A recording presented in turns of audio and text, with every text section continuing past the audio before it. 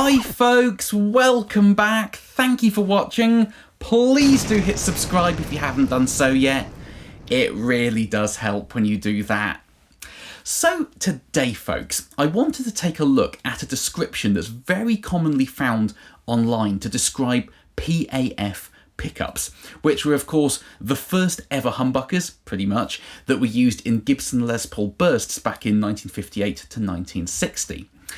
And that description is, many people say online and on forums, that a good PAF sounds like a Tele on steroids. So today I wanted to have a look at what exactly does that mean, a Tele on steroids, and also is that even an apt description to describe an original or very good replica of a PAF. So I think a good place to start is of course here, and compare how a Tele, this is a replica of a 1952 style pickup, so the quintessential Tele sound. How does this compare to a more modern humbucker? Now, humbuckers can range hugely in their outputs and their magnet choices and designs, and it's kind of tricky for me to make this part of the video because literally all but one of the guitars I own that have humbucking pickups in them, I've put PAF replicas in because they're just my favourite pickups. So I only own one guitar that has a more modern voiced humbucker in it, and it's a guitar that I really struggle to play. So this here is basically an Ibanez Jem replica that was built to kind of Steve Vai bad horsey specs. It's got the lights in it and everything. And this bridge pickup here, and we're talking about bridge pickups primarily, this is a DiMarzio Evolution, the Steve Vai pickup. So how does that compare to a Tele? So on paper they're very different, but first and foremost, let's have a quick listen to how they sound. So I'm going to use my JTM 45 clone and put both guitars into the amp that's set loud but still pretty clean. It's kind of just below the edge breakup, and see how these two guitars fundamentally compare. So without further ado, here we go.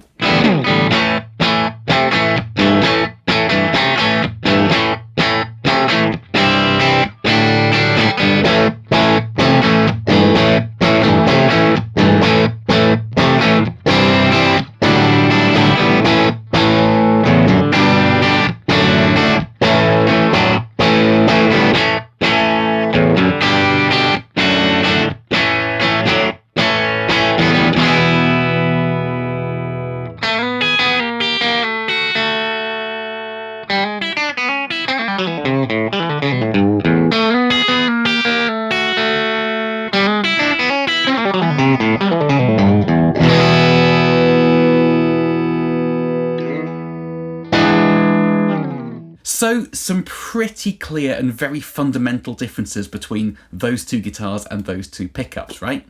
Now, in terms of DC resistance, which isn't output as such, it's just an indication of how much copper is around the magnet, and different gauges of wire will give you different DC resistance readings for the same number of turns, all that sort of stuff. But generally, a hotter DC resistance reading does equate to a hotter pickup, at least in part. The Tele pickup has a DC resistance of 6.2k, whereas the DiMarzio Evolution has a DC resistance of about 14k. So it's got more than double the amount of copper around the magnet inside the Evolution. And of course, a hotter output does push the amp harder. So with the Tele, the JTM 45 was pretty spanky clean. With the Jem, it was definitely being pushed much harder into breakup. So that was one pretty clear difference. But in terms of the pure sonics of what was going on there were two things jumping out to me. Firstly, the humbucker sounded a little bit more compressed, and certainly felt more compressed under the fingers. And generally speaking, the more copper is around a magnet, it does tend to limit the dynamic range of the pickup. So the Tele felt and sounded much more dynamic to me.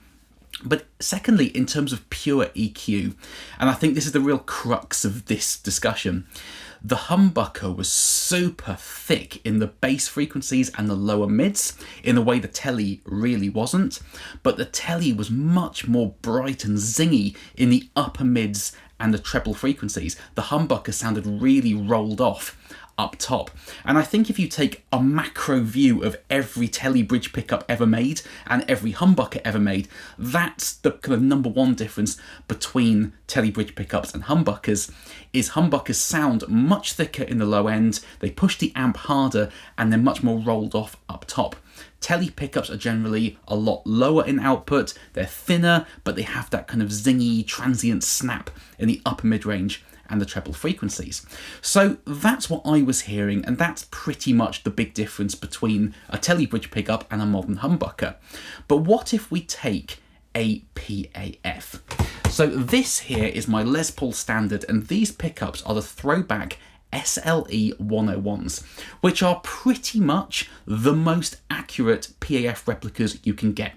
They're astronomical money, but they are super, super nerdy. The carbon content of the pole screws is correct. The bobbins are slightly different size, just like they were in the original PAFs. All that super, super kind of forensic detail is covered in these ThroBaks. So you really can't get much, if any, closer to an original PAF than these. So in terms of the DC resistance, these are much more in line with the Tele.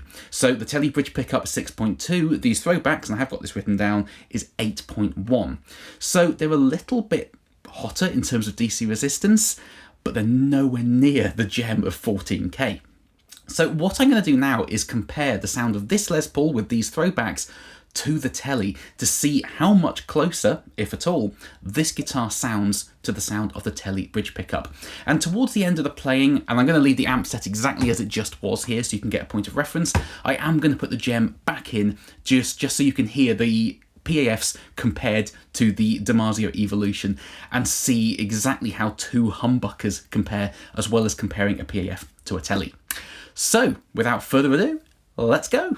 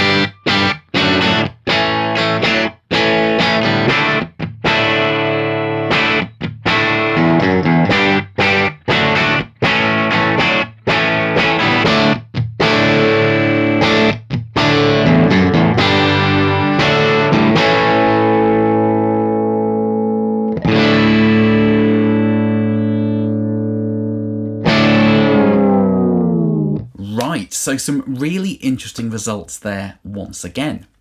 Now, as I said, my Tele bridge pickup is a kind of 52 replica, and it has a DC resistance of about 6.2k. The ThroBak SLE-101 PAF bridge pickup has a DC resistance of just over 8. So it is much more equivalent to the Tele than it is a modern humbucker. And if you look at all the humbuckers ever made, generally speaking, PAFs are pretty much the lowest output of any humbucker, and they are much more equivalent to a vintage single coil.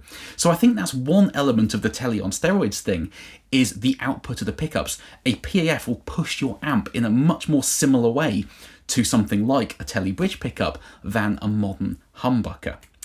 But another element is just the basic EQ of the pickup. And today, comparing the PAF to the DiMarzio at the end there, the DiMarzio sounded like it had a blanket over it. There's just no top end there whatsoever. The PAF is much more open, much more chimey and bright up top, much more equivalent to the Tele. Now the Tele is still a little bit zingier and presency up top, but the PAF is so much closer than the DiMarzio is. But also, in terms of the low end and the low mids, the PAF gives you a little bit more in the lower mid-range than the Tele, but nowhere near as much as the DiMarzio. And I think that's the other element of the Tele on steroids thing, is the EQ is very, very similar. So I think if you took a Tele and added a fairly full range boost pedal of a couple of dB, you can get it sounding very, very similar to the PAF. So tonally, output, all of that stuff, a PAF is much more equivalent to a Tele than any sort of modern humbucker. And there's various reasons for that. For example, vintage PAFs were never wax potted. Tele bridge pickups back in the 50s tended to be loosely dipped in wax, but that was about it. It kind of reduced the microphonics of the pickup, stopped it feeding back at volume, but it retained the tonal characteristics of the pickup. Modern humbuckers are much more designed to be used, or be able to be used with high gain amps, which of course they weren't back in the 50s. So they tend to be very heavily wax potted. So the whole pickup is submerged in wax for a good amount of time. The wax goes into every single part of the pickup and set solid. And severe wax potting like that does tend to reduce the top end response of the pickup too. So that might be one other reason why the DiMarzio sounds way darker than the PAF. But I think there's one other element that needs to be covered here, and that is, ironically, the pickup covers. Because vintage PAF humbucker covers differ very fundamentally to modern humbucker covers in various different ways, but the two most important ones are PAF covers were very, very thin. They were made of German nickel silver and nickel plated, but they were very, very thin. So tonally, they were fairly transparent between an open PAF and a covered PAF. Whereas modern pickup covers that they use on like Les Pauls and most other guitars, they tend to be a lot thicker. And the more metal you introduce between the pickup and the strings, that also has the effect of rolling off the top end. But the second way the PAF covers were very different was the German nickel silver had to have a lot of kind of hand tooling to make the nickel plating adhere to it. And it was quite time consuming and expensive to produce them in that way. So the way people have combated this over the years is by introducing a layer of copper on top of the German nickel silver, which makes it much easier for the nickel to adhere to it. But of course, copper is super conductive, and that also has the effect of having a layer of copper of rolling off much more top end. So modern humbucker covers tend to make a pickup sound way darker than a vintage PAF cover did. So to finish off today, I'm going to kind of look into that a little bit. So here I have my Bailey Curve Special. These are the Wizz Premium Clone PAFs, and of course they are uncovered. So I'm going to crank the amp up a little bit, get a bit of gain going on, and compare this bridge pickup to the Tele and see whether having no cover on there gets you that sort of little bit of missing presence that we had with the SLE-101s and gets you even closer to the Tele on steroids thing. So this should be nice and loud, so without further ado, let's rock.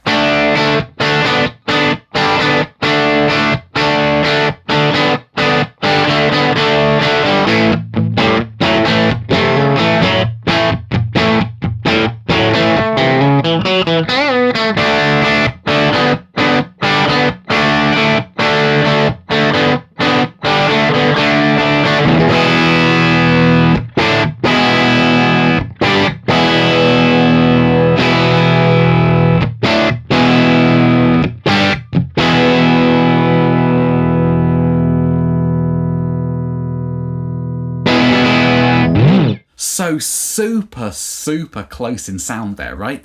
And to be honest, if I was blindfolded listening to those two recordings, I would, up to a point, struggle to pick out which was the Tele and which was the PAF. They really do sound very, very equivalent to each other. But that said, what differences there were between them are, to me, what define that Tele on steroids thing. And out of all the guitars I own and all the PAF replicas I own, this Wizz Premium Clone PAF with no cover and an Alnico 2 magnet gets me to that Tele on steroids PAF thing, because it pushes the amp a little bit more than a Tele, but not by much. It's a little bit thicker and punchier in the lower mid-range, but not by much. And especially without a cover, it still has all that zingy, clarity, sizzly top end of a single coil pickup. So it just gives you the Tele sound, but turned up to 11. It's just more of the same sort of thing. And it definitely sounds to me more single coiled than what I would associate with a humbucker sound. So that, to me, is what is meant by Tele on steroids. Lots of clarity in the top end, nowhere near as thick in the low end as a modern humbucker, and much more equivalent in DC resistance and output to an old Tele pickup than most modern humbuckers. But those are just my thoughts, folks. Please do comment underneath. I'd love to hear from you guys and get all your opinions on this concept. So did you think that the PAFs today sounded closer to the Tele or a modern humbucker? Did you like the clarity of the PAF? Is it too bright for you? All that sort of stuff. I love getting your thoughts and opinions down in the comment section. So thank you ever so much for watching, folks. I hope this video was interesting and useful for you and explained the phrase Tele on steroids a little bit more and showed you exactly what it meant. Please do carry on subscribing. I know I always say it, but it makes a huge difference when you hit subscribe, and I will see you very, very soon. Bye-bye.